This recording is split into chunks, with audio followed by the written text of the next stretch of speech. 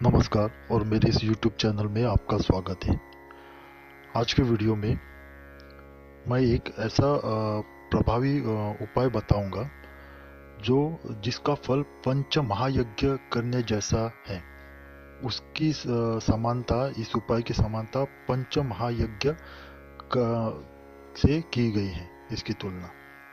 तो जितना पुण्य आपको पंच महायज्ञ से मिलता है उतना पुण्य आपको इस उपाय से, इस पंच महायज्ञ के उपाय से मिलेगा आपको। इस सीधा सा उपाय है, कोई भी घर में कर सकता है, स्त्री या पुरुष कोई भी कर सकता है।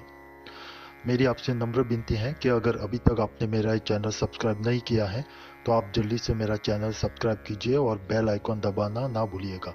और इस वीडियो को ज़्यादा से ज़्यादा लाइक और शेयर कीजिए ताकि दूसरों को भी इसका सदुपयोग हो जाए और आपको भी इसका पुण्य मिल जाए। तो पंच महायज्ञ, ये शास्त्रों में बताया गया है कि पंच महायज्ञ जिस घर में अन्न पका के खाते हैं, जो अन्न पकाते हैं घर में और भोजन करते हैं, उस घर में पंचयज्ञ करना आवश्यक है। जिंदगी में एक बार तो पंच महायज्ञ करना है। तो इसका जो फल है ये बताया गया है कि जो भी आपका पाप कर्म है, जितने भी, कितना भी बड़ा पहाड़ जैसा पाप कर्म आपने किया हुआ है, तो वो पंच महायज्ञ से नष्ट हो जाता है पाप तुरंत।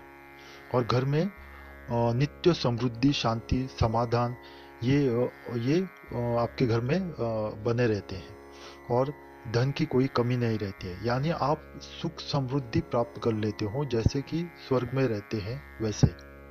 तो पंच महायज्ञ ये बहुत ही जरूरी है। जो गृहस्थाश्रम जो है लोग, उसमें और भोजन जो पका के खाते हैं उनको तो ये आवश्यक ही है। आपको मंत्र तंत्र अगर कुछ नहीं आता है तो मैं जो अभी बताऊंगा आपको, उसके हिसाब से आपको ये पंच महायज्ञ करना है। तो वीडियो पूरा देखिए क्योंकि ये उपाय बहुत ही प्रभावी है। और जैसे मैंने बताया, पंच महायज्ञ जो वैदिक शास्त्रों में ऋषि मुनि करते थे, उतना ही आपको पुण्य इससे मिलता है और उतना वैसा ही आपको फल प्राप्त होता है इससे। तो आप जो पंच महायज्ञ बताए गए हैं उनके नाम हैं: देव यज्ञ है, ऋषि यज्ञ है, पितृ यज्ञ है, फिर विद्या यज्ञ है और भूत यज्ञ है। ये 5 यज्ञ बताए गए हैं, पंच महायज्ञ बोलते हैं इनको। तो ये 5 जो यज्ञ हैं, तो जिंदगी में हर आदमी को एक बार करना ही है। इससे आपके जो मृत्यु के बाद के जो गति है वो आपको अच्छी गति मिलती है और इस जीवन में भी आपको सुख शांति, जैसे मैंने पहले बताया है, वैसी मिलती है आपको। तो आपको पंच यज्ञ कैसे करना है? तो पहला यज्ञ है देव यज्ञ। तो आपको क्या करना है, जो हम निवाला लेते हैं तो उतना एक निवाला जैसा चावल पे, पका हुआ चावल पे, एक निवाले जैसे चावल पे आपको शुद्ध घी, शुद्ध घी 1 चम्मच डालना है ऊपर। और वो जो निवाला है वो आपको जो हम चूल्हा जलाते हैं वो चूल्हे में या अग्नि में आपको डालना है। आपको इसमें तंत्र मंत्र कुछ भी नहीं आता है तो चलेगा, सिर्फ यही आप अग्नि में डालिए। तो इसका देव यज्ञ का पुण्य आपको इससे मिलता है। फिर दूसरा यज्ञ है ऋषि यज्ञ। तो ऋषि यज्ञ जो है उसमें आपको कुछ भी यानी जो निवाला है चावल का, पका हुआ चावल का, तो या कोई भी अन्न चलेगा। जैसे आपने रोटी बनाई है या कुछ अन्न आपने पकाया है घर में, तो वो एक निवाला जैसा, कम से कम एक निवाला जैसा आपको अन्न वो गाय को खाने के लिए देना है, गाय को अर्पण करना है ये। और इसमें कपिला गाय, सफेद गाय अगर है तो बहुत अच्छा है, या कोई भी गाय को, आप देसी गाय को वो खिला सकते हैं, जर्सी गाय नहीं चलेगी। तो देसी गाय को आप वो एक निवाला, कम से कम एक निवाला बोला मैंने, कम से कम एक निवाला आपको वो अर्पण करना है, उसको खिलाना है। तो इससे आपको ऋषि यज्ञ जो है उसका आपको पुण्य मिलेगा, पूरा पुण्य मिलेगा। तीसरा यज्ञ है पितृ यज्ञ। तो पितृ यज्ञ में आपको एक आदमी को, कम से कम एक आदमी या एक बच्चे को, छोटे बच्चे को कुछ खाने का पदार्थ देना है आपको। मिठाई हो सकती है, या पूरा आप उसको नाश्ता करा सकते हैं, या दोपहर का खाना करा सकते हैं, रात का खाना करा सकते हैं। उसको एक जरूरतमंद को, ये भी है कि जरूरतमंद को अन्न दान करना है आपको। तो इससे ये जो उपाय किया, तो इससे आपको पितृ यज्ञ के पुण्य की प्राप्ति होती है, पूरे पुण्य की प्राप्ति होती है। तो चौथा जो यज्ञ है वो विज्ञा यज्ञ है। विज्ञा यज्ञ में आपको क्या करना है कि कोई भी विद्यार्थी हो, गरीब विद्यार्थी जो रहते हैं उनको जो उनके अभ्यास के लिए या शिक्षा के लिए उनको उतने साधन नहीं रहते उनके पास, या पुस्तकें या पेन पेंसिलें ऐसे उनके पास नहीं रहते उतने लाने को। तो जरूरतमंद विद्यार्थी को आपको वो शिक्षा के जो साधन होते हैं वो आपको उनको अर्पण करना है, उनको भेंट समुख देना है। तो इससे क्या होगा कि आपको विज्ञा यज्ञ जो है, चौथा पंच महायज्ञ से चौथा यज्ञ जो है उसका पूरा पूरा पुण्य आपको प्राप्त हो जाएगा। तो पांचवा जो यज्ञ है वो है भूत यज्ञ।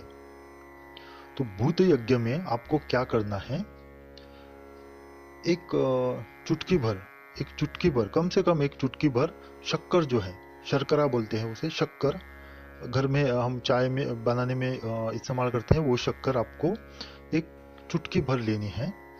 और हर रोज आपको, या कम से कम एक दिन तो आपको चिटिया जो रहती है उनको एक कोने में रखना है, जहाँ चिटिया आती है। आपके घर के बाहर भी हो सकती है, घर में भी हो सकती है, कहीं भी आप एक चुटकी भर शक्कर उनके जो बिल रहते हैं वहाँ छेद रहता है उसके पास आप रख दीजिए, या वहाँ से जो चिटिया गुजरती हैं वहाँ पे आप रख दीजिए। और अगर वो चिटिया लाल रंग की है तो बहुत अच्छा है, और अगर आप हर रोज करते हैं तो बहुत अच्छा है। अगर एक ही दिन करना है आपको, ये चिटियों का भूत यज्ञ आपको करना है, तो आपको रविवार को अगर आप किया, रविवार को आपने अगर किया तो ये बहुत अच्छा है, इससे आपको धन की प्राप्ति होती है। चिट्ठियों को, अगर ये भी एक अलग सा उपाय है जो मैं वीडियो भी बनाऊंगा, उससे जो चिट्ठियों को आटे में मिला हुआ शक्कर खिलाते हैं। तो आटे में शक्कर मिला के वो गोलियां बना के वहाँ रखते हैं, तो इससे आपके धन संबंधी सब परेशानियां दूर होती है। तो ये यज्ञ करने से भी आपके जो धन संबंधी जो भी समस्याएं हैं वो चली जाएगी आपकी, और आपको भूत यज्ञ जो बोलते हैं उसका पूरा पूरा पुण्य आपको मिलेगा इससे। तो ये पूरा अगर पांचों आपने यज्ञ किया, पंचमहायज्ञ बोलते हैं इनको, पंचमहायज्ञ ये किया आपने सरल उपाय से, क्योंकि ये जो उपाय है पंचमहायज्ञ का उपाय, ये कलयुग में बहुत ही प्रभावी है, जो कि आपको जो वैदिक काल में जो ऋषि मुनि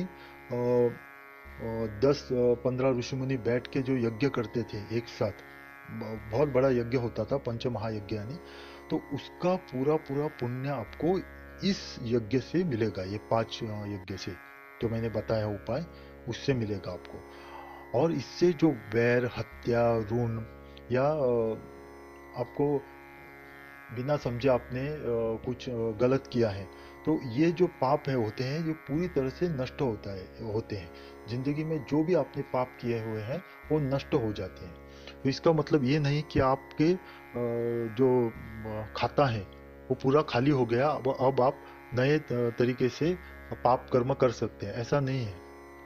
तो ये आपको जो आपका खाता खाली हुआ पाप कर्म का, तो आपको पुण्य कमाने का एक अवसर मिलता है आगे। तो ये बहुत ही ज़्यादा प्रभावी ये कलयुग में उपाय है। तो इस उपाय को आप ज़रूर कीजिए और इसका लाभ उठाइए, क्योंकि आगे की जो गति है आपकी मृत्यु के बाद वो अच्छी होनी चाहिए, तभी आपको मोक्ष मिलता है। तो ये मोक्ष का एक बहुत बड़ा साधन है आपके पास, और ये आसान भी है, कोई भी कर सकता है। तो आप इस उपाय को जरूर कीजिए और इसका लाभ उठाइए। मेरी आपसे नम्र विनती है कि अगर अभी तक आपने मेरा चैनल सब्सक्राइब नहीं किया है तो आप जल्दी से मेरा चैनल सब्सक्राइब कीजिए और बेल दबाना ना भूलिएगा। मैं आपका बहुत आभारी रहूंगा। आपका कल्याण हो। ओम नमः शिवाय।